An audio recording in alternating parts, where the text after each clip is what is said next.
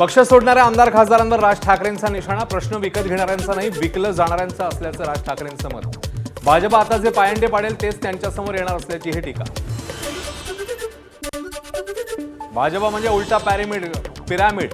खालचा पत्ता म्हणजे मोदी, तो कोसळला की भाजप संपणार, राज ठाकरेंचा दावा. तर अमित शहा फोडाफोडीचं राजकारण करत असल्याचाही आरोप. चेंबूर जाळ दुर्घटनेनंतर स्थायी समितीमध्ये संताप. संबंधित अधिकाऱ्यांच्या निलंबनाचे आदेश. स्थायी समिती बैठकीत सर्व नगरसेवकांकडून प्रशासनाविरोधात तीव्र नाराजी व्यक्त.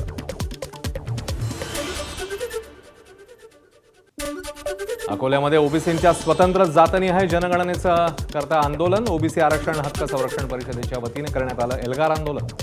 मागासवर्गीय समाजाकरता 50% आरक्षणाची मर्यादा रद्द करून लोकसंख्येच्या प्रमाणात आरक्षण लागू करण्याची ही मागणी.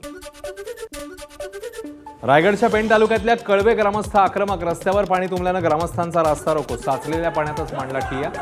वारंवार तक्रारी करूनही प्रशासनाने दखल न घेतल्यानं ग्रामस्थ रस्त्यावर. रायगडच्या अलिबागमधील देहेन भाकरवाड गावाला जोडणाऱ्या पुलाचं अपूर्ण काम. वाहून गेलेल्या भाकरवाड बंधाऱ्याच्या कामाबाबत शेकापा आक्रमक. शेकापा राज्य प्रवक्त्या चित्रलेखा पाटील यांच्याकडून पुलाची पाहणी.